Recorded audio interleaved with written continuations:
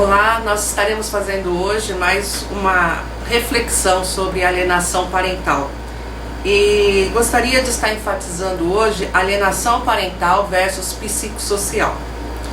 Existe uma total impropriedade da Lei 12.318 de 2010, chamada de Lei da Alienação Parental, mais conhecida no mundo jurídico como SAP, Síndrome de Alienação Parental, quando invocada na defesa de acusados de abuso sexual ou estupro de vulnerável.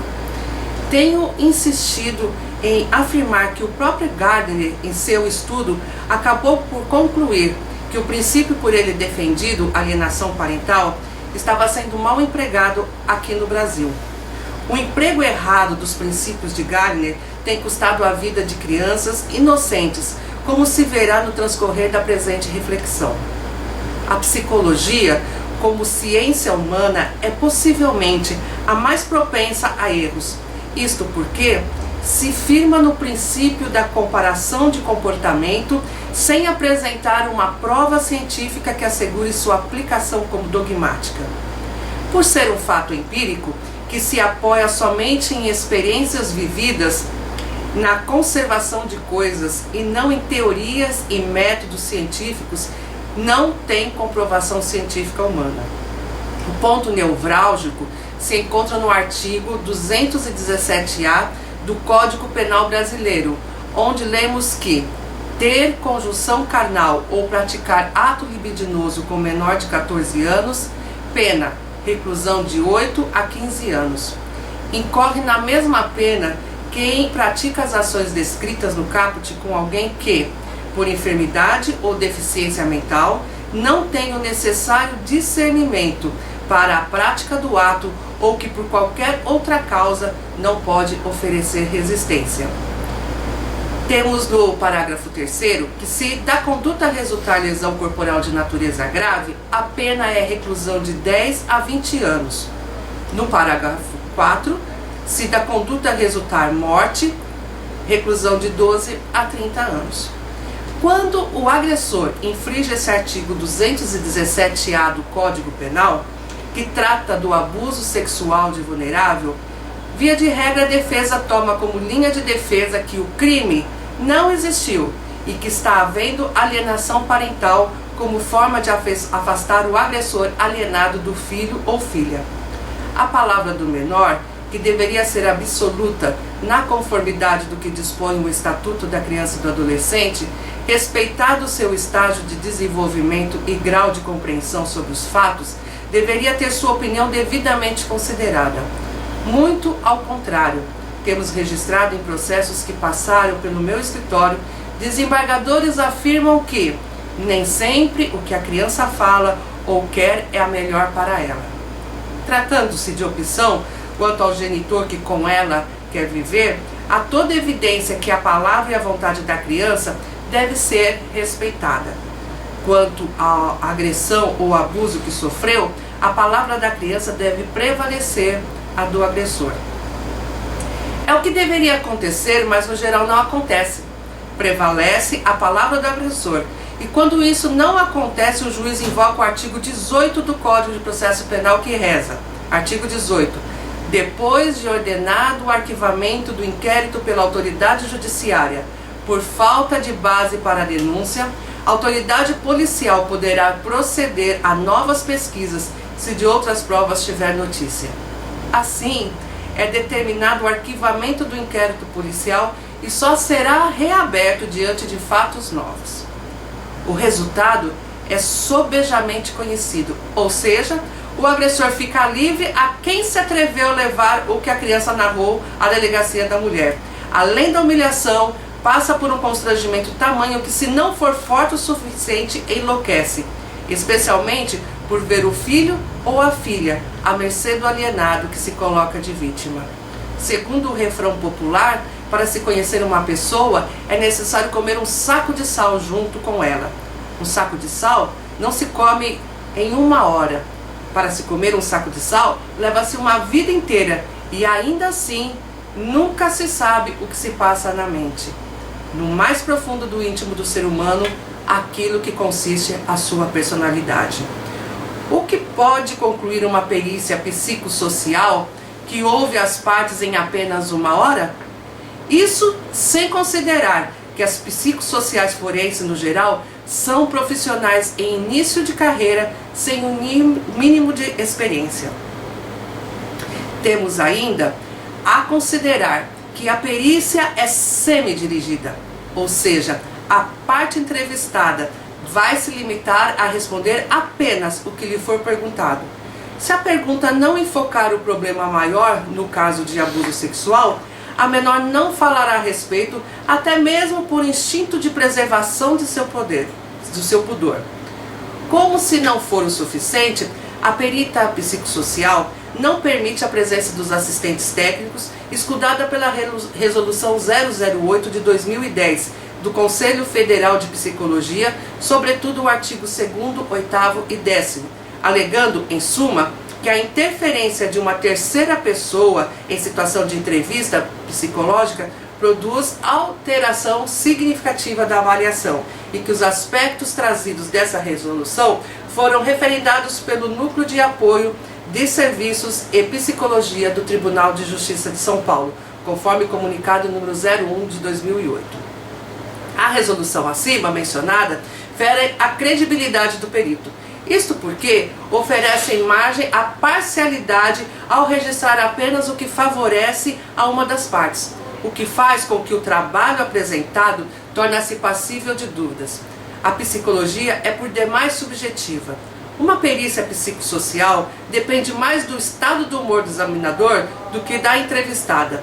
Fica também à mercê de influências, desde uma conclusão vazia do examinador, até mesmo de tráfico de influência, abuso de poder de quem a ele é superior. No meio jurídico se diz que a prova testemunhal é a prostituta das provas. Se assim considerando, sem margem de erro posso afirmar que a prova psicossocial é a adúltera das provas. Em face da fragilidade que é o exame psicossocial e o descaso do judiciário, ocorre casos como os por demais conhecidos e que já citamos em artigos anteriores.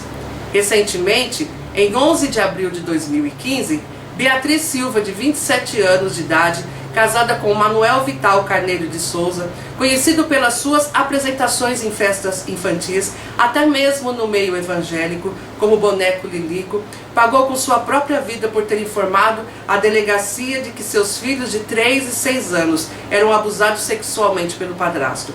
O resultado foi ser morta próximo a Bragança Paulista, com o carro ateado por fogo por Lilico. O Estado foi incompetente em não dar-lhe a segurança necessária. E aí? O que adianta a justiça condenar Lilico a 30 anos de prisão? Não adianta nada. E assim é a justiça no Brasil. Primeiro a vítima tem que morrer, para depois os fatos novos fazerem efeito. Apenas mais um erro enorme na perícia psicossocial. Em 26 de agosto de 1997, após passar 30 anos atrás das grades, João Acácio Pereira da Costa, conhecido pelo alcunha do bandido da luz vermelha, ele foi solto. O desembargador Amador da Cunha Bueno Neto, após analisar laudos médicos realizados pelos psiquiatras Charles Luiz Quilali e Norberto Zoner Jr., entendeu que não se justificava a permanência do sentenciado na casa de custódia. Pois bem, em 7 de janeiro de 98, 5 meses após ser solto, o bandido da luz vermelha foi morto por Nelson Psiger para salvar a vida do irmão Lírio Psiger, que fora agarrado por luz vermelha e ameaçado com uma faca após desentendimento por causa de assédios cometidos por Acácio contra a mãe e esposa de Lírio Psiger em Joinville, Santa Catarina. E aí, os laudos psicossociais ou psiquiátricos são seguros? A resposta é absolutamente não. Nenhum psicólogo ou psiquiatra tem a capacidade de penetrar na mente humana. E o que falar da assistente social, que em casos de menor visita a casa de um e de outro genitor. Muitas vezes entra em uma das casas sem nenhuma pergunta a fazer. Entra em outra casa e faz perguntas até mesmo para que não é parte em um processo. Um dia está de mau humor e então faz um relatório comovente. Outro dia, amanhece mal-humorada ou humorado e faz um relatório que, em ambos os casos, não condizem com a realidade. A psicóloga, como auxiliar da medicina, existe para ouvir os queixumes de seus pacientes, mas jamais serve para emitir pareceres, visto que ela não pode penetrar no interior de quem está sendo entrevistado e saber a real causa do desarranjo emocional que a pessoa está passando ou vivenciando. Foram-se os tempos em que, em situações de conflito, nas separações judiciais, envolvendo guarda de menor, muitas vezes o juiz deixava o conforto de seus gabinetes e eles mesmos se dirigiam à casa de um e de outro e tiravam a sua conclusão. Hoje, lamentavelmente concluem pareceres de que não têm o mínimo interesse de serem imparciais. Na quarta-feira, dia 2 de dezembro de 2015, mais uma vez fiquei estarrecida com a morte da pequena Sofia, de apenas 4 anos de idade. Os seus genitores estavam separados e no estabelecimento da guarda, o pai ficaria com Sofia um final de semana e o outro ficaria com sua mãe. Bem, as relações do casal não eram harmoniosas. Ricardo Krause Esteves Najar, pai de Sofia, não a levou no final de semana anterior à sua revelia. Sem consultar a sua mãe, apanhou a menina na escola na quarta-feira, levando-a para seu apartamento. Fato esse que gerou uma acirrada discussão entre o casal. Para não agravar ainda mais, a mãe acabou em deixar a Sofia com o pai. No mesmo dia, Ricardo matou Sofia e, com a ajuda de sua namorada, limparam a cena do crime. Ocorre que no Instituto Médico Legal foi constatado que a Sofia, de 4 anos de idade, havia sofrido abuso sexual, pois em sua genitália foram encontrados pelos de homem adulto e restos de papel higiênico. A perícia apurou ainda que no papel higiênico foi encontrado no apartamento de Ricardo com manchas de sangue no quarto e no lixo do banheiro. Agregue-se a isso que a família de Ricardo não aceitou a relação de Ricardo com a mãe de Sofia, tanto assim que, em face ter a mãe se engravidado de Sofia, nessa mesma época, Ricardo foi deserdado. Diante de um quadro como este, a justiça, que deveria ser a guardiã da menor, mais uma vez aqueceu, mesmo seja uma mera homologação do requerido pelas partes.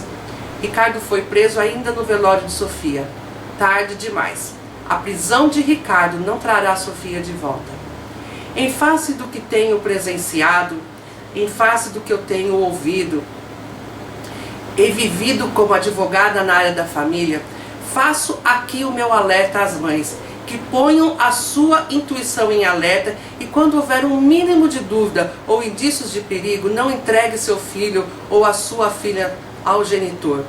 Resista e faça o possível e o impossível para que seus filhos, se tiverem que ver o pai, somente com visita assistida, ou que não o vejam, e seu filho ou a sua filha estarão preservada de ter o mesmo destino que Sofia. Enfrente os deuses ou semideuses do judiciário, com tudo o que for possível, mas não façam concessões. Só assim seus filhos estarão seguros. Bem recentemente, no dia 27 de janeiro deste ano de 2016, vimos estarrecidos a reportagem feita pela Rede Globo de televisão, exibindo uma reportagem feita no Distrito Federal, Brasília, que acabou circulando em vídeo pelas redes sociais, mostrando as consequências de uma decisão judicial que possivelmente não tenha sido a mais acertada, envolvendo um menino de 6 anos de idade de nome Samuel. Vamos ver os vídeos.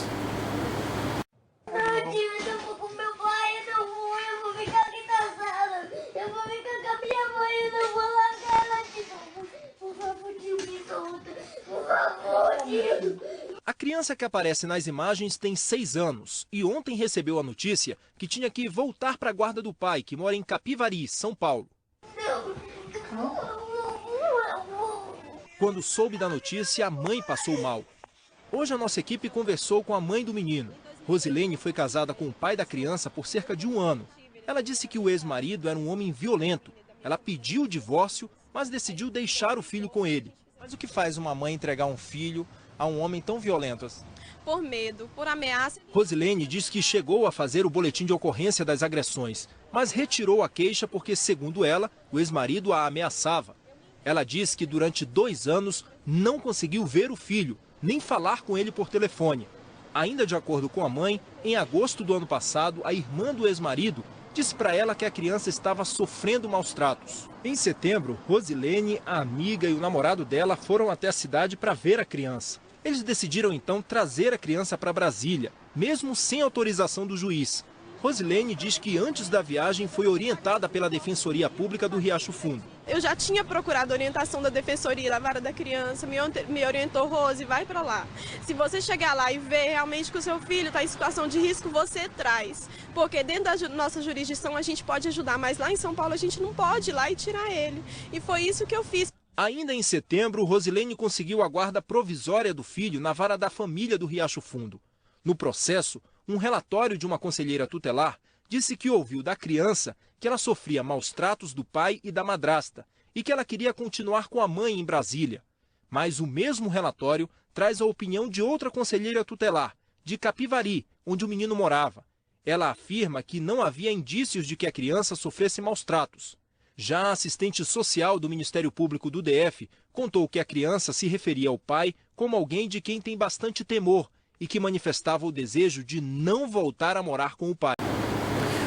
Muitos comentários foram feitos, sendo que a revista virtual Jus Brasil publicou uma matéria de um colega, Dr. Anderson Fogueira de Rosa, em que ele afirma que quando na defesa de acusados de delitos sexuais envolvendo menores e que pede-se licença para copiar a fala, ele diz o seguinte: nesses delitos, a palavra da vítima tem um valor enorme e a defesa do acusado, mais do que nunca, deve ser muito técnica, pormenorizando todas as áreas que estudam o comportamento infantil. Esta é a chave para saber se a criança está falando a verdade ou está sendo induzida a relatar fatos que não aconteceram. Ainda outra fala que merece destaque que, porém, é sabido que crianças também podem mentir, podem ser induzidas a mentir. Dr. Felício Alonso, advogado que deu início ao nosso escritório, hoje com 69 anos de idade, dos quais quase 40 anos dedicados à advocacia, tem outra opinião a respeito do que acima foi afirmado, inclusive no caso do menino Samuel. Realmente, para tratar-se de um caso de menor, no caso do menino Samuel, com apenas 6 ou 7 anos, é necessário o máximo cuidado possível. Com todo o respeito à opinião do nobre colega Dr. Anderson, pela experiência que tenho na área da família, uma criança dessa idade não mente, ou dificilmente mentiria a respeito de fatos com ela ocorridos. Muito menos é impossível que uma criança dessa idade consiga gravar um script para representar uma situação não ocorrida. Afirmar que ela está fazendo teatro é um absurdo. Ela estava mesmo desesperada, conforme mostram as imagens. A criança é muito mais sincera do que os adultos. Os adultos, quando acusados da sua maioria, quase na sua totalidade, negam ter cometido o crime. O Estatuto da Criança e do Adolescente veio em socorro das crianças, mas é muito pouco lembrado. Especialmente o artigo 18, inciso 2, que deixa claro que a criança tem o direito de expressar sua opinião, melhor dizendo, ser ouvida quanto à sua preferência. A observação de todo o ECA é de fundamental importância ao tratar de casos semelhantes do menino Samuel, especialmente os artigos 15 e 18, que dão à criança plenos direitos de decidir. Quanto à fragilidade da prova psicossocial no caso de Samuel, ela restou evidente. Basta observar o que foi noticiado quanto às opiniões emitidas pelos conselheiros e promotores, tanto do Distrito Federal como de Capivari, em São Paulo. Conforme divulgado pela revista Jus Brasil, em 1/2 de 2016, no processo de Brasília, como conselheira tutelar relata que ouviu do garoto que ele sofria maus tratos do pai e da madrasta e que queria continuar vivendo com a mãe em Brasília. Outra profissional da cidade onde o menino morava, até então, a cidade de Capivari, diz que não havia indícios da situação. Um assistente social do Ministério Público afirma que a criança se referia ao pai como alguém que tivesse medo. Observa-se um contraste gritante em um mesmo laudo, desnudado por completo a prova psicossocial. O nobre colega parece-me ser novo na profissão, pois, salvo engano, tem pouco menos de 11 anos de profissão. Portanto, ainda no início da carreira, para quem inicia no direito, analisar um caso que ocorreu na casa do vizinho é muito fácil. Mas quando essa situação vem parar em seu colo ou dá-se em sua família, tenho certeza que sua opinião será outra. Foucault afirma em seu livro Doença Mental e Psicologia, de 1998, que a psicologia não deve copiar das ciências naturais a objetividade excessiva, nem copiar das histórias biográficas as características segmentadas. Para Foucault e Roussel, a psicologia deve ir para o campo da observação multifocal, enxergando por vários ângulos o mesmo fenômeno. O processo de observação e análise procura a verdade na relação entre os sujeitos. É como enxergar a doença com os olhos do próprio doente, enxergar o outro a partir dele mesmo. Segundo Augusto Cury, um psiquiatra ou psicólogo pode se conscientizar dos transtornos do seu paciente, mas jamais penetrará na psique deles, jamais atingirá a essência intrínseca dos seus medos, depressão, obsessão e psicose. Toda a conscientização é um sistema de interpretação. Se os profissionais da saúde mental não aprenderem a interpretar bem os conflitos dos seus pacientes, se não se colocarem no lugar deles, o conhecimento que produzirão serão muito distorcidos, contaminados, gerando graves erros. Nosso parecer a respeito dessa matéria não está isolada, mas encontra eco juntamente com inúmeros outros colegas, dentre os quais pedimos licença para pedir a você que assista o vídeo postado por Dr. Marcelo Souza, do Distrito Federal de Brasília, no YouTube, que corrobora com tudo aquilo que acima foi expressado e que vocês verão a seguir.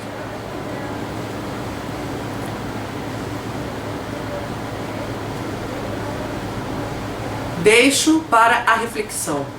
Até hoje, se tem registro na história que somente um psicólogo foi capaz de penetrar no âmago das pessoas. Certa manhã, trouxeram uma mulher apanhada em adultério e, pondo-a no meio, disseram-lhe: esta mulher foi apanhada no próprio ato adulterando. Queriam apedrejá-la. Mas esse grande psicólogo, inclinando-se, escrevia com o dedo na terra. Ninguém foi capaz de dizer o que ele escrevia. Ergueu-se, endireitou-se, olhou-se nos olhos de todos, perguntando-lhes: aquele que de entre vós, sem pecado, seja o primeiro que atire pedra contra ela. E tornando a inclinar-se, escrevia na terra. Quando ouviram isto, redarguidos da consciência, deixaram as pedras caírem ao chão e saíram um, a começar pelos mais velhos até os últimos, ficando só ele e a mulher que estava no meio. Endireitando-se e não vendo ninguém mais do que a mulher, disse-lhe: mulher, onde estão os teus acusadores? Ninguém te condenou? E ela disse: ninguém. E disse-lhe o grande mestre: nem eu também te condeno. Vai-te e não peques mais. Somente um laudo feito por esse psicólogo tem o devido valor. Todos os demais laudos não passam de achômetros. Jesus é o seu nome. Deus abençoe.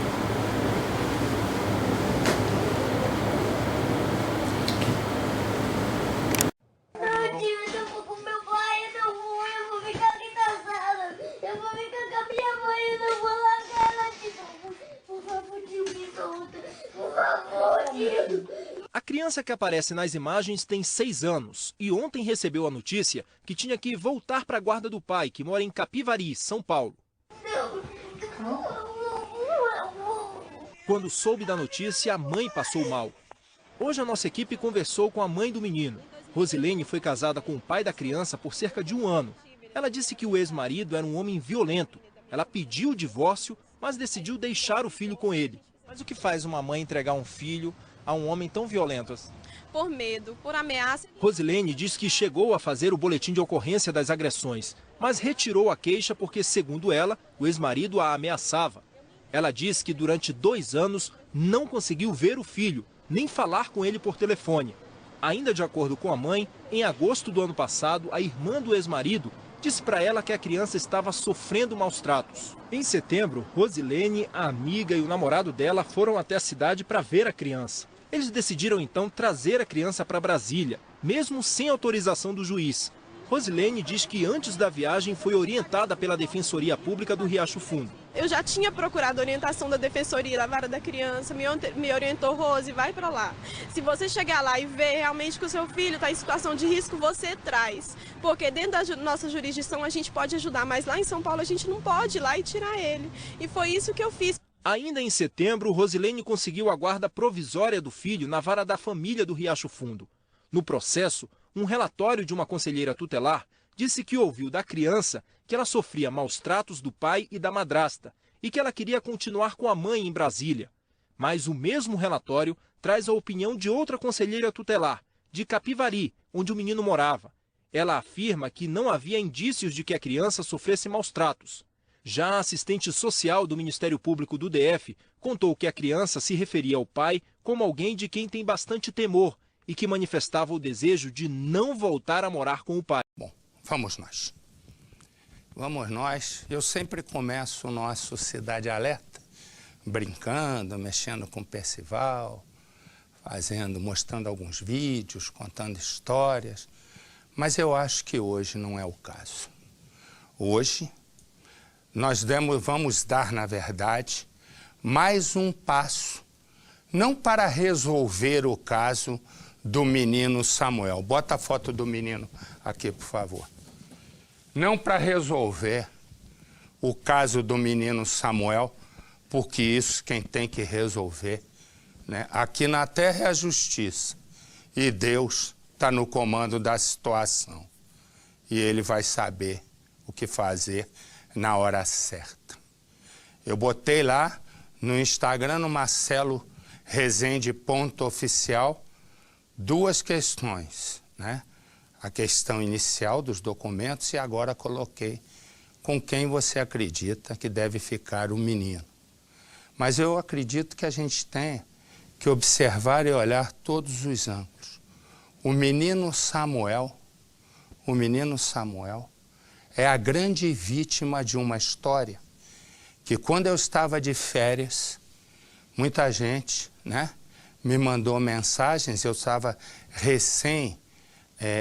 começando o Instagram e aí, resumo, nesse momento eu vi quando eu cheguei de férias, eu disse, espera aí, me dá o caso aqui que eu quero tocar, né, pedir aos nossos repórteres para que corram atrás. Duas coisas me chamaram a atenção, entre muitas. A minha atenção especial é para o menino.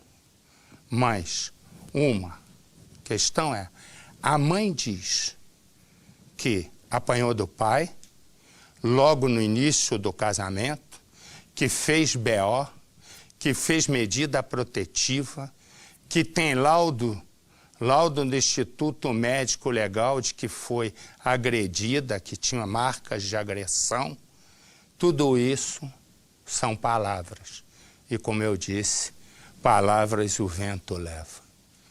E nesse momento, eu disse para a nossa Narla Biquinho de Lacre, lá em Brasília, correr atrás. Ela primeiro foi correr no carnaval.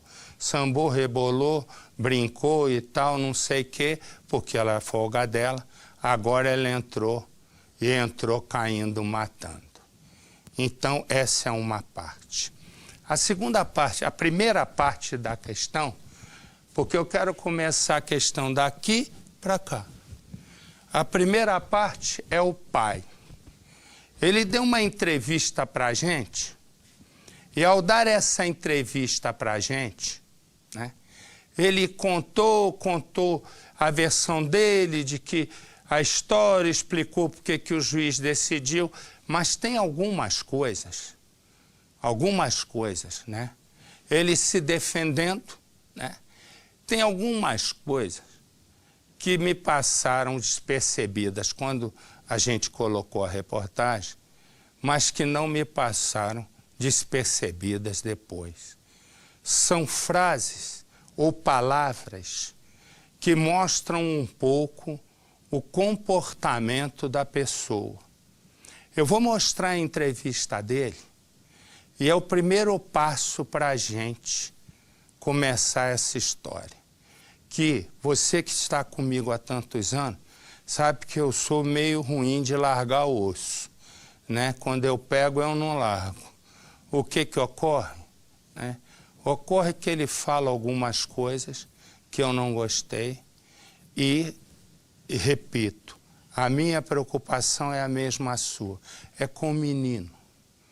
Eu estou pouco me importando se A ou B é assim ou assado. Eu estou me importando que o menino fique com A ou com B, com a história certa. Eu tenho lá, se você quer saber, eu não tenho muitas dúvidas em relação à decisão da justiça. Vou explicar por quê, em algumas coisas. Por quê?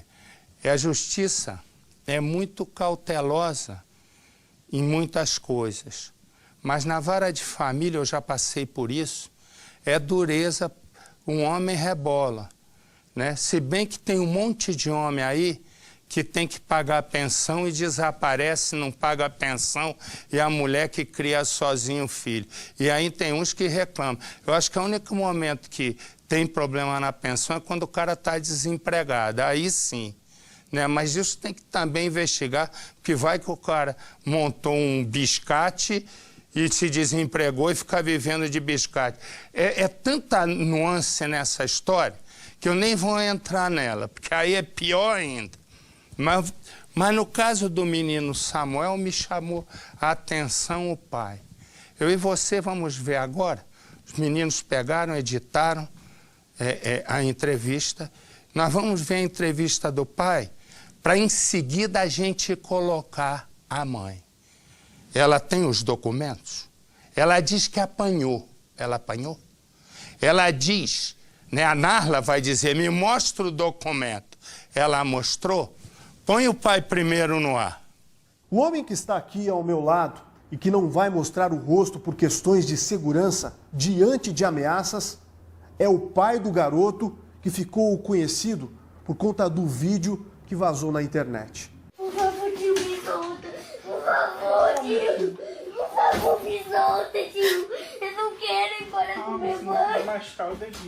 Ele se comprometeu a dar essa entrevista e contar em detalhes o passo a passo de tudo que aconteceu desde o dia da separação. E principalmente, vai falar sobre aquele instante, sobre aquele dia em que ele e a ex-mulher estiveram no fórum em Brasília, momento em que a gravação de celular foi feita por um amigo de Rosilene. Ele recebeu ameaças, assim como toda a família. E por isso o local escolhido para gravar é neutro, em uma cidade distante de onde ele mora agora com o filho de 6 anos. Em algum momento, o senhor agrediu seu filho? Em momento nenhum. Em momento nenhum. Samuel era muito bem cuidado. Inclusive, a gente teve acesso a algo que foi postado no Facebook, que a conselheira de lá fala que meu filho tinha muito temor. Só que existe uma interpretação sobre temor. Temor significa respeito. Vou chamá-lo de Francisco. O pai do menino expõe uma versão completamente oposta à que foi dada pela ex-mulher. Eu não preciso provar nada para ninguém sobre o que ela alega, que eu estrupei, que eu batia, que eu espancava ela. Tá? Entendeu? Nessa questão do relacionamento, não deu certo por quê? Foram N fatores. Ela ocultava informações a respeito do passado dela. Ela não me respeitava como marido dela, né?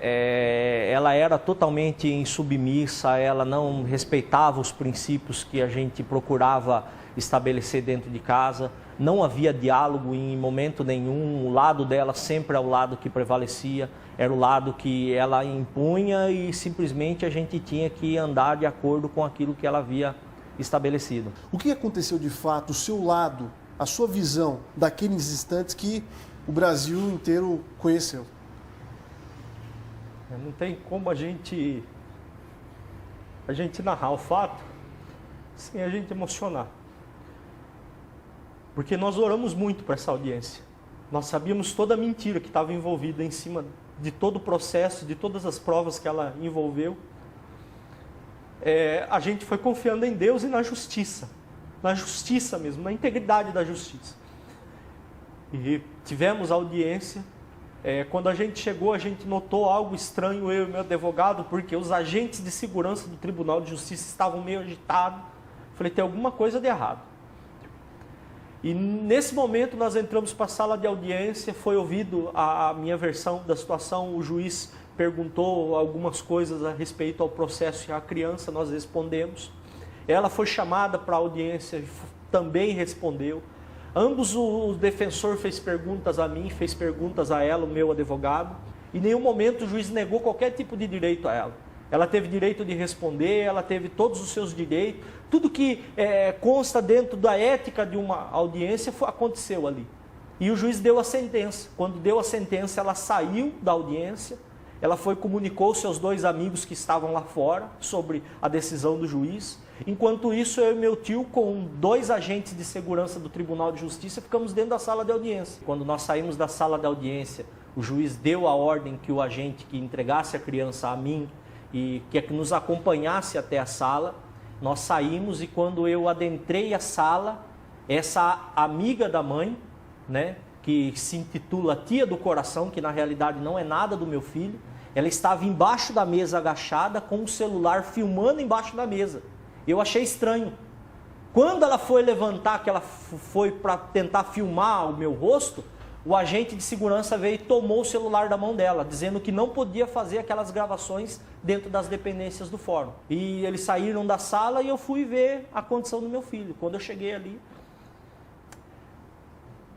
eu reconheci meu filho. Não sabia quem era que estava ali embaixo daquela mesa. Eu nunca vi meu filho daquele jeito. Francisco conta que muita coisa aconteceu antes da polêmica, que a mãe não viu o filho por 3 anos e se manteve ausente por espontânea vontade. Eu ligava para ela pedindo que ela perguntasse sobre a escola do menino, como estava o menino, como que ele estava, se ele estava bem, se ele estava mal. E eu sempre cobrando isso dela. Quando foi no ano de 2013, depois do meio do ano, que no meio do ano ela falou que não teria condições de ficar com o menino nas férias, ela comunicou que viria buscar no final do ano o menino. E nós esperamos. Inclusive aconteceu uma situação dentro de casa que o menino ele entrou para dentro do quarto, pegou a mochilinha dele, encheu a mochilinha dele de carrinho e veio até a sala e falou para mim, papai, eu estou pronto para ir visitar minha mãe de Brasília. E quando isso aconteceu, eu falei para ele, eu falei, que bom filho, então espera a mamãe chegar, que quando ela chegar, você pega a mochila e vai para lá, leva os carrinhos e brinca. Mas isso não aconteceu. E isso não aconteceu. Quando Rosilene apareceu, ele não imaginava que veria o filho só 4 meses depois, na audiência em Brasília, onde os vídeos foram gravados. Que a gente não sabia o que estava acontecendo, a gente não sabia do que ela era capaz. Desse tempo, ela ficou praticamente 3 anos sem contato nenhum com o menino.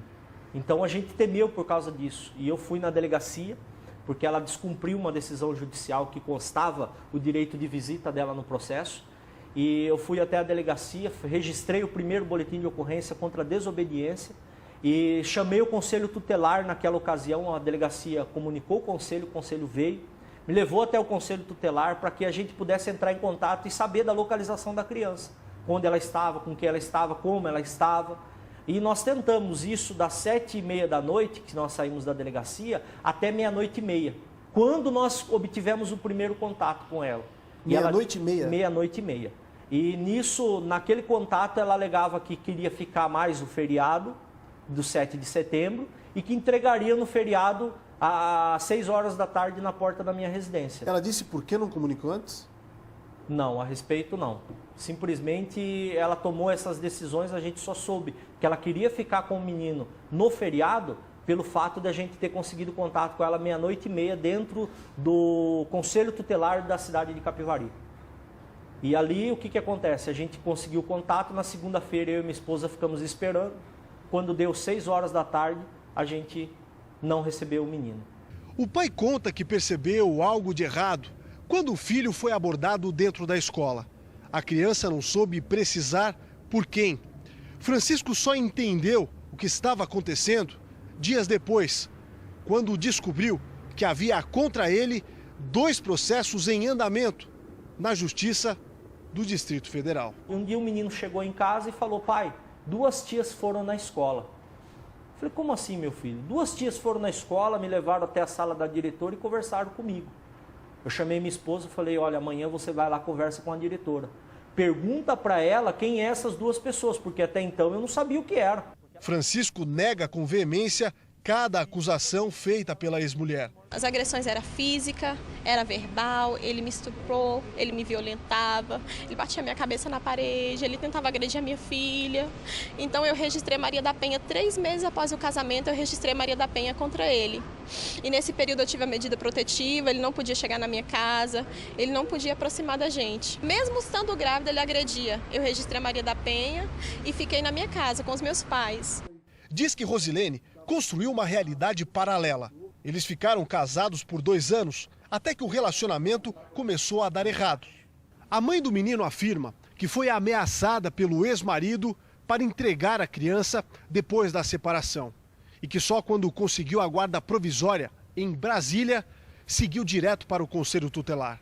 O relatório aponta que o menino teria sofrido maus tratos do pai e da madrasta. Avaliação diferente da que foi dada pelo Conselho Tutelar de Capivari, em São Paulo.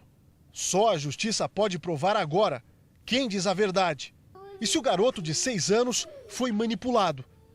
A guarda do menino foi devolvida ao pai. O mais importante é o menino. Como que ele está? A gente não consegue avaliar tudo, né? Porque passa muita coisa pela nossa cabeça nesse momento.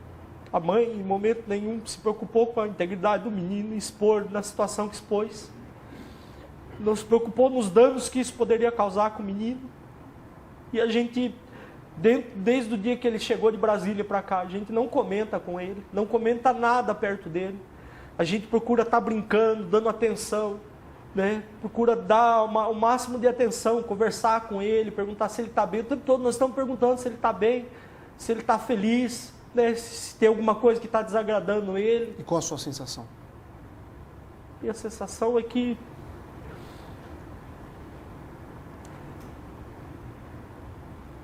não tem como descrever. Não tem como descrever. Ok. Mas a questão agora é outra, né? Na reportagem, ele fala, ela era insubmissa. Já por si só, já me soa mal aos ouvidos. E me soa péssimo, né? Eu criava as regras, ela não cumpria, enfim. Mas há uma questão. A questão que eu tinha falado era, né? Nós vimos agora a entrevista do pai. Se você quiser participar comigo, pode botar lá no meu Instagram, marcelorezende.oficial, desse jeitinho que está aí, marcelorezende.oficial. Olha, porque estão botando às vezes 2 Is, 2 Ls, uma letrinha atrás, um tracinho embaixo, tudo conversa fiada. É simplesinha assim. E tem uma questão, eu já botei até lá. Eu tinha feito, né? Eu tinha feito uma promessa que eu disse, ó, estou fazendo uma promessa, eu vou até o limite para tentar cumprir. Como promessa é dívida, eu não sou muito de fazer promessa, porque eu não gosto desse negócio. O que ocorre? Mas eu já fiz e agora eu vou cumprir. A mãe diz que apanhou dele. A mãe diz que fez um boletim de ocorrência contra ele. Tudo por agressão. Esse boletim de ocorrência teria depois gerado uma medida protetiva que ele não podia encostar, chegar perto dela por agressão, ok? A mãe disse que fez exame no Instituto Médico Legal e que, ela disse, que tem os documentos. Pode entrar aqui se quiser participar e a gente vai. Senão, se você for olhar lá, você vai ver. Eu fui me ajeitar para o programa, tinha umas 10 pessoas passando uns negócios no meu rosto que eu não sei nem o que é. Eu pensei que fosse um negócio que o pessoal passa para embalsamar. Eu já pensei até que fosse isso. Bom, resumo. Aí a mãe disse isso tudo, pois eu vou dizer uma coisa. Eu não guardo dinheiro, não vou guardar segredo. Ela tem tudo. Exatamente isso.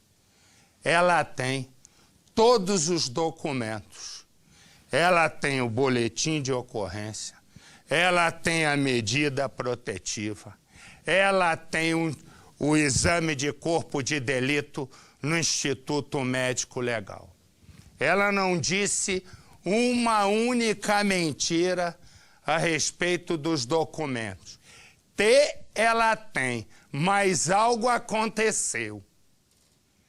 Ela não mentiu. Ela tem o boletim de ocorrência, a medida protetiva, o laudo do Instituto Médico Legal que teria sido agredida, mas algo aconteceu. Eu vou colocar agora, como eu tinha prometido, vou cumprir a entrevista da mãe. E eu e você vamos ver com quem deve ficar o menino Samuel. Deus há de decidir, né, na cabeça do juiz, porque a mãe vai recorrer da decisão do juiz de ter deixado com o pai. Lá vai o pagamento da minha dívida. Põe no Cidade.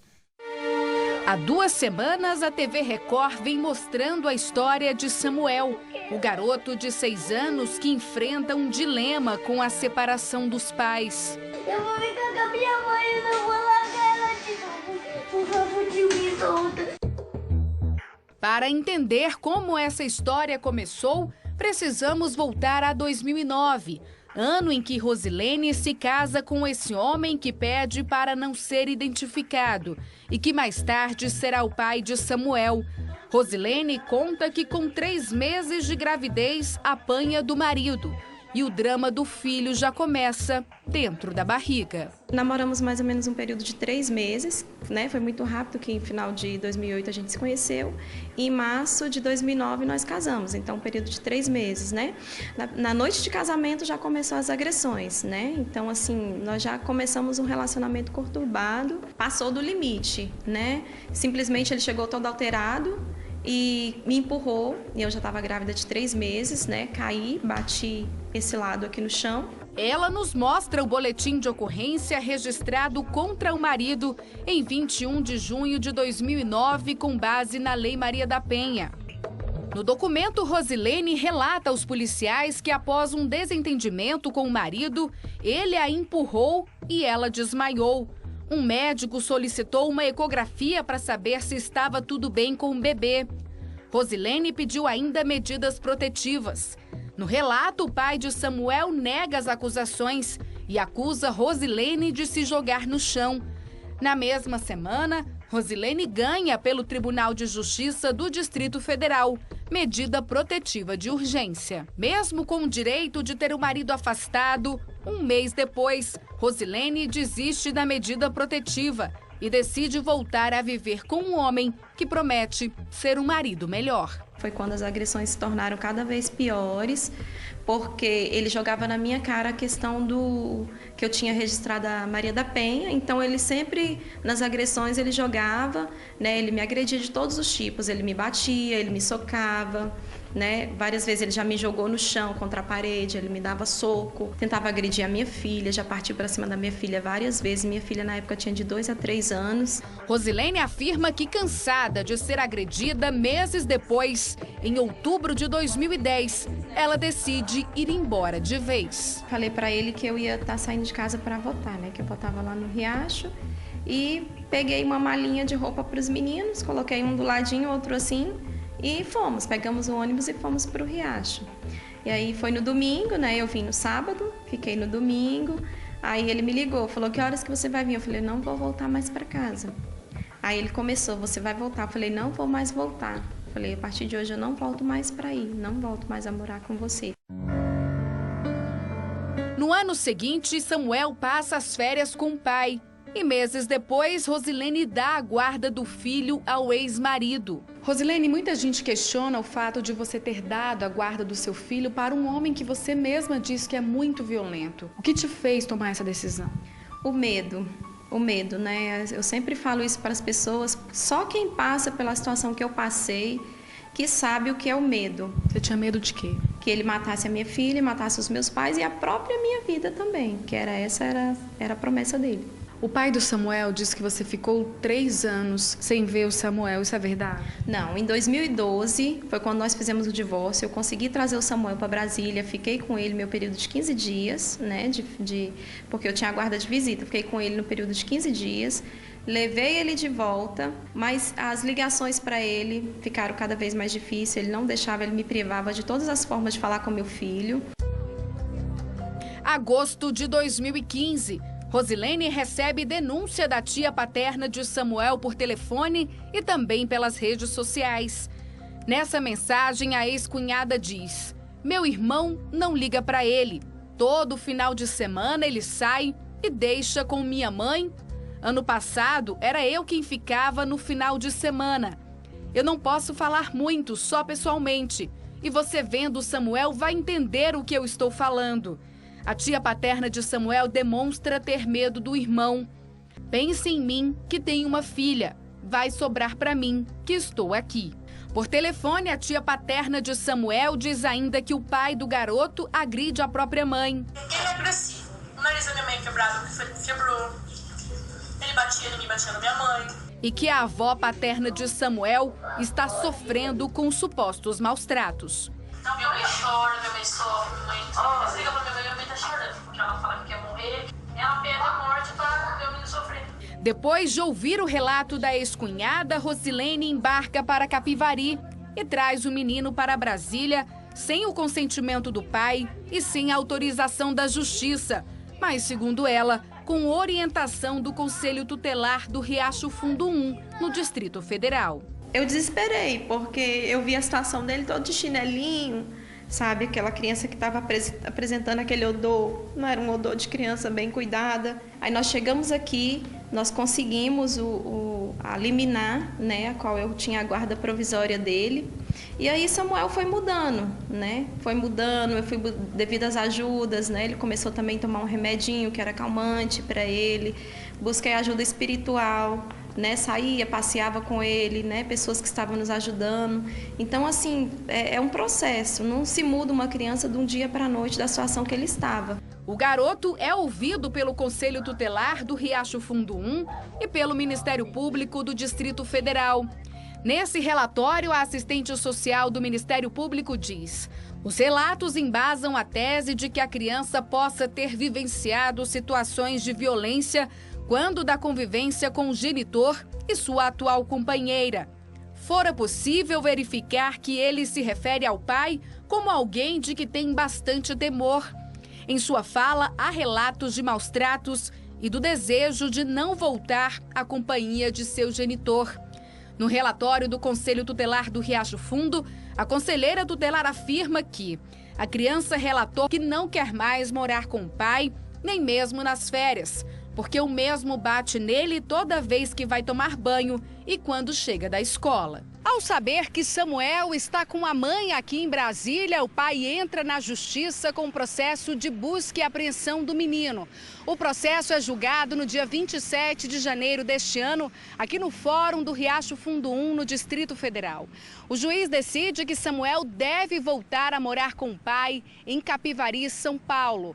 Após a decisão, um casal de amigos de Rosilene grava um vídeo com a reação de Samuel. Imagens que emocionaram o país. Eu nunca sabia morar com a mamãe, que gosta de mim. Quando vieram, né, dando a notícia, na verdade, o defensor e os seguranças que vieram nos procurar para dizer que a gente tinha que entregar o Samuel, a gente sentiu um desespero muito grande. E aí a gente abraçava, a gente beijava o Samuel e ele falava: "Não, pelo amor de Deus, pelo amor de Deus." E aí ele escondia debaixo da mesa, né? Então, assim, e foi aquela coisa, aquela Foi um ato muito assim. E aí, de repente, o Rafael falou, grava, Sara, grava, grava. Por quê? Porque a gente pensava que aquilo poderia entrar para o processo. A gente poderia colocar aquele vídeo ali no processo, mostrando, olha como que a criança ficou, olha o desespero que a criança ficou quando ficou sabendo que viria o pai. No vídeo, Samuel conta aos tios de consideração que apanha do pai e da madrasta, se esconde embaixo da mesa e diz não querer ir com o pai. Tio, por favor, eu vou ficar com a minha mãe, tio, por favor, eu prometo, tio. Calma, tio vai tentar te buscar de novo. Não, tio, por favor, não. Nesse processo, segundo a advogada de Rosilene, o juiz de Brasília não ouviu Samuel, nem testemunhas. Também não levou em consideração os laudos do Conselho Tutelar do Distrito Federal e de Capivari. Apenas cumpriu a decisão do juiz de São Paulo. Esse processo de busca e apreensão, ele é um processo mais rápido e o juiz não analisa nenhuma prova. Ele simplesmente olha se a pessoa realmente tem direito a ter a criança devolvida, que foi o caso. O pai apenas juntou só a decisão que ele concedia à guarda. Samuel então volta para São Paulo. Vamos entrar com um recurso no TJ para a segunda instância, que é um grupo de desembargadores que vai analisar o nosso recurso para reformar essa decisão e então Samuel voltar. Rosilene, você se arrepende de ter dado a guarda do seu filho para o seu ex-marido? Assim, de dar a guarda, me arrependo. Porque hoje eu vejo que eu poderia muito bem ter vencido esse medo, essa barreira, e ter batalhado pelo meu filho, né? Ter conseguido tudo que for pela justiça, medida protetiva, tudo que for, até mudar de cidade, de estado, se fosse o caso, para proteger a vida dele. Hoje eu me arrependo disso. Você ainda tem contato com ele? Não, desde o dia 27, desde da audiência, não tenho mais contato com ele, não sei onde está. E o que eu quero é que resolva a situação, porque o que me preocupa é o psicológico do meu filho, que eu não sei o que está passando, né, na cabeça dele, não sei também o que de fato andam falando para ele, né. Então, assim, o que me preocupa é isso, eu não tenho contato com ele. Não, tio, eu vou com meu pai, eu vou ficar aqui. Já, aquele final ali já é uma coisa que não tem sentido, porque é óbvio que sensibiliza e não é uma questão agora, é uma questão que eu e você, né, temos que pensar e pensar como. Vou dizer qual é, em princípio, o que eu penso. E se você discordar, pode botar lá no meu Instagram, marcelorezende.oficial, sem letra dupla, sem nada. Tudo simplesinho. Eu vou dizer qual é a minha visão. A minha visão é que se esses dois, né, têm pais e pais que sejam bons, eu sou juiz, deixava um tempinho na casa de um dos avós. Mas pelo que diz a irmã do homem, ele teria dado. Estou dizendo que a irmã disse lá, numa coisa que ainda tem que ir para a perícia para comprovar, né? Tem que ir para o Instituto de Criminalística para ver se é a voz mesmo da mulher ali dizendo que ele deu um soco na mãe. Mas as mensagens estão todas printadas ali. E a irmã do neto, no Polito chama na reportagem de Francisco, porque ele pediu para chamar de Francisco. Mas a verdade é que ele é conhecido como Neto. O neto, o pai, não é? Segundo a irmã, teria ameaçado todo mundo e maltrata o garoto. Não é uma coisa que possa ficar, né, ficar assim, boiando no ar, né? Não dá para ficar boiando no ar. E o assunto, que é extremamente delicado, só está sendo trazido porque a mãe e o pai concordaram em falar. Antes que, né, aconteça alguém reclamando, né, da justiça, estou dizendo que foram pai e mãe que vieram nos procurar inicialmente, além de milhares de pessoas. E o que importa, como sempre digo, é o menino Samuel. A mãe disse que tinha os documentos e tinha. Ela falou e comprovou a palavra dela. Errou ao voltar para o marido, mas depois ela vai e se arrepende, vai embora e, segundo ela, ele a teria ameaçado. É uma história onde o menino parece tadinho. uma bolinha de ping-pong na mão de 2 maus jogadores, né? Então, é preciso que esse menino esteja na mão de alguém que lhe dê fundamentalmente carinho e equilíbrio psicológico. E não me parece, nesse momento, que nenhum dos dois tenham essas condições. Mas fato é que a questão que não tinha ficado em suspenso para nós era, ela falou que apanhava, falou que tinha medida protetiva, ela falou e cumpriu. Eram só palavras, e agora, desculpa, eram só palavras, esquenta o estúdio, por favor, eram só palavras, o pessoal aqui tem um calor, então isso aqui vira uma geladeira, eu fico com a voz, quem fala sou eu 4 horas, ninguém fala, eles põem a temperatura que eles querem. O que acontece? Acontece o seguinte, tudo o que ela disse, ela comprovou. Cometeu o erro em 2009 de voltar para o marido e retirar a medida. Agora, tá fácil se o juiz mandar diligenciar. A irmã dele faz acusações contra ele. É só requerer, né, por precatória, mandar lá para Capivari para a irmã confirmar. Diz que a mãe dele levou um soco dele que machucou o nariz. É só ir lá e fazer uma perícia. Enfim, está tudo fácil na mão da justiça agora. E aí é querer, e querer é poder. Eu vou direto a Brasília, onde a nossa Narla tem mais informações sobre o caso, porque a mãe vai recorrer. Narla, que por sinal fez uma excelente entrevista. A única coisa que me faltou foi, sabe o que? Vou te dizer. A única coisa que faltou é perguntar uma coisa que ficou no ar. Se ela realmente tentou dar a filha, a primeira que ela teve de outro relacionamento, para o pai. Você sabe se ela realmente quis dar? Obrigado, boa noite. Boa noite não, né? Boa tarde? Boa tarde, Narla. Boa tarde, Marcelo. Não, ela em princípio, ela me disse que não quis dar a guarda da filha não, desse primeiro casamento. Essa menina sempre esteve com ela, Marcelo. Quais são, Narla? E agora qual é o próximo passo, Narla?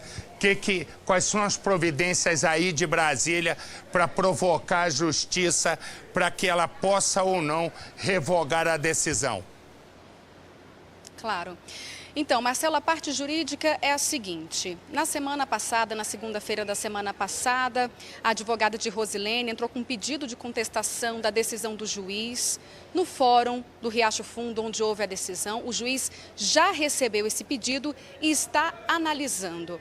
A advogada entrou também com um recurso em segunda instância no Tribunal de Justiça aqui do Distrito Federal, pedindo uma revisão dessa decisão, Marcelo. E os desembargadores agora vão analisar esse pedido. Uma informação nova e importante é que o pai, Marcelo, ele pediu o cancelamento do direito da mãe de ver a criança aos fins de semana, nos feriados e também nas férias, mas o juiz não aceitou esse pedido, Marcelo. Legal, obrigado, Narla. Então vai nos informando a nossa Narla Biquinha de lá, que fez uma espetacular entrevista e tirou a grande dúvida de todos nós, que era a questão dos documentos. Se você quiser entrar no caso, pode entrar aqui no Marcelo Rezende .oficial no nosso Instagram e a partir de segunda-feira no nosso portal r7.com, onde vai estar lá o site Corta Pra Mim, e aí eu vou estar lá cozinhando, engraxando o sapato, passando roupa e costurando, porque do jeito que vai, né, chegar a primeira coisa que me pediu pro site, que você não pode fazer uma parte de culinária? Eu digo, posso, eu gosto de cozinhar. E outros assim, e de costurar? Acho que o cara tá tirando andando com a minha cara.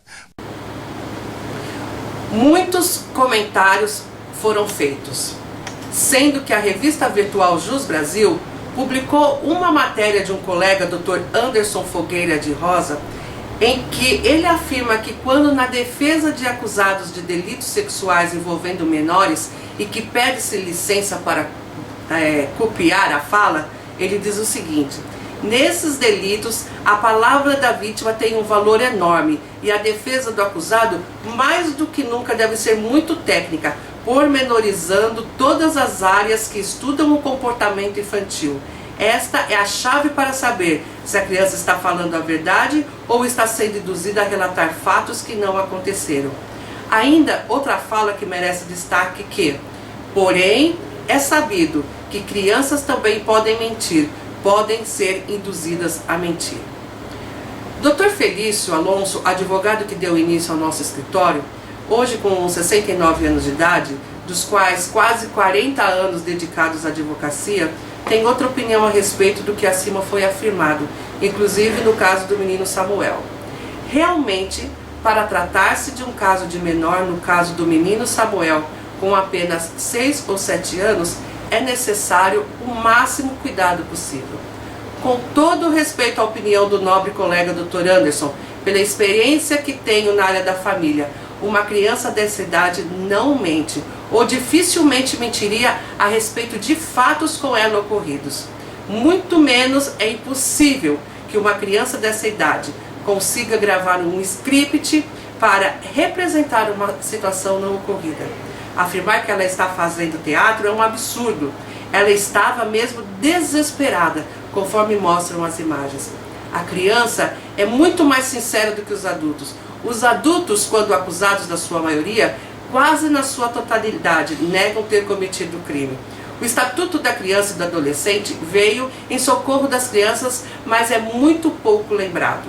Especialmente o artigo 18, inciso 2, que deixa claro que a criança tem o direito de expressar sua opinião, melhor dizendo, ser ouvida quanto à sua preferência. A observação de todo o ECA é de fundamental importância ao tratar de casos semelhantes do menino Samuel, especialmente os artigos 15 e 18, que dão à criança plenos direitos de decidir. Quanto à fragilidade da prova psicossocial no caso de Samuel, ela restou evidente. Basta observar o que foi noticiado quanto às opiniões emitidas pelos conselheiros e promotores, tanto do Distrito Federal como de Capivari, em São Paulo. Conforme divulgado pela revista Jus Brasil, em 1/2/2016, no processo de Brasília, como conselheira tutelar relata que ouviu do garoto que ele sofria maus tratos do pai e da madrasta e que queria continuar vivendo com a mãe em Brasília. Outra profissional da cidade onde o menino morava, até então, a cidade de Capivari, diz que não havia indícios da situação. Um assistente social do Ministério Público afirma que a criança se referia ao pai como alguém que tivesse medo. Observa-se um contraste gritante em um mesmo laudo, desnudado por completo a prova psicossocial. O nobre colega parece-me ser novo na profissão, pois, salvo engano, tem pouco menos de 11 anos de profissão. Portanto, ainda no início da carreira, para quem inicia no direito, analisar um caso que ocorreu na casa do vizinho é muito fácil. Mas quando essa situação vem parar em seu colo ou dar-se em sua família, tenho certeza que sua opinião será outra. Foucault afirma em seu livro Doença Mental e Psicologia, de 1998, que a psicologia não deve copiar das ciências naturais a objetividade excessiva, nem copiar das histórias biográficas as características segmentadas. Para Foucault e Roussel, a psicologia deve ir para o campo da observação multifocal, enxergando por vários ângulos o mesmo fenômeno. O processo de observação e análise procura a verdade na relação entre os sujeitos. É como enxergar a doença com os olhos do próprio doente, enxergar o outro a partir dele mesmo. Segundo Augusto Cury, um psiquiatra ou psicólogo pode se conscientizar dos transtornos do seu paciente, mas jamais penetrará na psique deles, jamais atingirá a essência intrínseca dos seus medos, depressão, obsessão e psicose. Toda a conscientização é um sistema de interpretação. Se os profissionais da saúde mental não aprenderem a interpretar bem os conflitos dos seus pacientes, se não se colocarem no lugar deles, o conhecimento que produzirão serão muito distorcidos, contaminados, gerando graves erros. Nosso parecer a respeito dessa matéria não está isolada, mas encontra eco juntamente com inúmeros outros colegas, dentre os quais pedimos licença para pedir a você que assista o vídeo postado por Dr. Marcelo Souza, do Distrito Federal de Brasília, no YouTube, que corrobora com tudo aquilo que acima foi expressado e que vocês verão a seguir. Boa tarde, eu sou o Dr. Marcelo Souza e hoje gostaria de falar com vocês a respeito desse caso que está sendo vinculado na mídia, que é o filho da dona Rosilene, da cidade de Riacho Fundo, no Distrito Federal, em Brasília. Para alguns, causou muita estranheza, para outros, muita indignação. Mas fato é que nós devemos, o Poder Judiciário, todo esse trio, seja o Ministério Público, a magistratura, os advogados, devemos analisar essa situação com muita cautela. Com todo respeito à decisão do juiz que manteve a guarda para o genitor, para o pai, daquela criança que apareceu na mídia chorando, desesperada, querendo ficar com a mãe, devemos sim respeitar a decisão do juiz. Todavia, de toda a decisão cabe uma apelação. Então, eu tenho certeza que essa decisão será encaminhada ao Tribunal de Justiça e, numa segunda instância, sim, eu acredito que será revertida a sentença. Porém, eu digo isso porque esse comportamento da criança, ele totalmente ficou galgado no Estatuto da Criança e do Adolescente e da Lei da Alienação Parental. Por quê? Eu fiquei até um pouco indignado também, alguns comentários na internet de psicólogos, de advogados, que falaram assim, olha, a criança, ela foi manipulada. O que ela falou, então induziram ela. Veja bem, ela só tem 6 anos. Uma criança que chora daquele jeito, uma criança que fala daquele jeito, ela não foi induzida, ela agiu de coração. Não devemos, eu não quero de forma alguma entrar nesse mérito, mas no mínimo essa decisão ela deveria ser, sinceramente, analisada por peritos. Deveria sim, antes de manter a guarda para o genitor, fazer um trabalho com a perícia, por meio do laudo pericial, a gente vê realmente o interesse da criança. Por quê? O Estatuto da Criança e do Adolescente, no artigo 16, inciso 2º, fala que a criança tem o direito a se expressar. Então, o se expressar da criança seria o quê? Chegar para o juiz e falar, eu quero ficar com a minha mãe. Eu fico com meu pai, ele me agride, eu apanho, a minha madrasta faz isso comigo, faz aquilo. Isso não sou eu que estou inventando, isso está na mídia, quem falou isso foi a criança, então eu me eximo da responsabilidade, eu simplesmente estou repetindo o que a criança falou. E não quero aqui, mesmo porque eu não tenho poder para isso, de julgar, eu sou advogado, eu defendo, eu não julgo. E é diante desse julgamento que o Tribunal Superior terá que ter muita cautela para analisar com presteza essa situação. A Lei de Alienação Parental é uma lei muito curta, ela tem 8, 9 artigos. Porém, é ali naquela lei pequena, naquela lei curta, que no bojo dela traz todo o interesse da criança. Daquela criança que passa por uma situação de pais separados. Ou seja, vamos analisar o interesse da criança com quem ela deve ficar. Isso, de forma alguma, não obsta o direito, nesse caso, do genitor, o direito de visita. Mas, muita atenção, o direito de visita assistida. Eu entendo que, por meio de um recurso de apelação, com pedido liminar, teria que verificar o efeito, se é suspensivo ou devolutivo, mas com efeito liminar, manter essa guarda provisória com a mãe, rever a possibilidade de um novo laudo pericial. Eu, vou ser bem franco, levaria a criança para conversar, inclusive com o desembargador, que será o relator desse recurso. Porque daí sim, ver com presteza a veracidade dos fatos e principalmente manter a segurança e a idoneidade da criança. Nós estamos cansados de ver na televisão, isso casos que passam na TV, e outros que não passam. Mas fato é que a sociedade está cansada de ver mulheres sendo agredidas por maridos, por ex-companheiros, crianças sendo agredidas por pais, crianças que perdem a vida por causa dessas agressões violentas, Então não vamos permitir isso. Hoje nós temos toda a mídia, nós temos essa rede de internet que podemos falar e se expressar. E é o que eu estou fazendo agora. Eu quero sim dar o meu depoimento referente a isso, sou especialista em direito de família e o caso em tela que está sendo agora vinculado trata-se de um direito de uma criança de 6 anos, que está galgada no Estatuto da Criança e do Adolescente e na alienação parental. Portanto, que o Tribunal Superior reveja esse caso, mantenha a guarda provisória para a mãe, por meio de liminar, e faça com que essa criança passe novamente por uma perícia. Porque não sabemos sequer qual será a reação do pai ao assistir esse vídeo da criança chorando, querendo ficar com a mãe. E é por isso que estou falando nesse momento.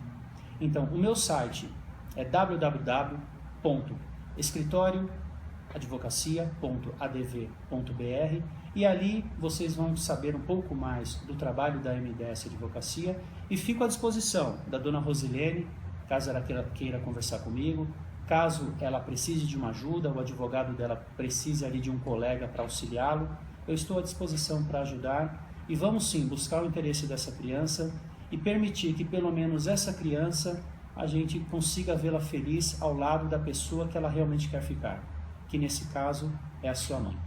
Tá bom? Boa tarde a todos. Deixo para a reflexão. Até hoje, se tem registro na história que somente um psicólogo foi capaz de penetrar no âmago das pessoas. Certa manhã, trouxeram uma mulher apanhada em adultério e, pondo-a no meio, disseram-lhe: esta mulher foi apanhada no próprio ato adulterando. Queriam apedrejá-la. Mas esse grande psicólogo, inclinando-se, escrevia com o dedo na terra. Ninguém foi capaz de dizer o que ele escrevia. Ergueu-se, endireitou-se, olhou-se nos olhos de todos, perguntando-lhes: aquele que de entre vós, sem pecado, seja o primeiro que atire pedra contra ela. E tornando a inclinar-se, escrevia na terra. Quando ouviram isto, redarguidos da consciência, deixaram as pedras caírem ao chão e saíram um, a começar pelos mais velhos até os últimos, ficando só ele, a mulher que estava no meio. Endireitando-se e não vendo ninguém mais do que a mulher, disse-lhe: mulher, onde estão os teus acusadores? Ninguém te condenou? E ela disse: ninguém. E disse-lhe o grande mestre: nem eu também te condeno. Vai-te e não peques mais. Somente um laudo feito por esse psicólogo tem o devido valor. Todos os demais laudos não passam de achômetros. Jesus é o seu nome. Deus abençoe.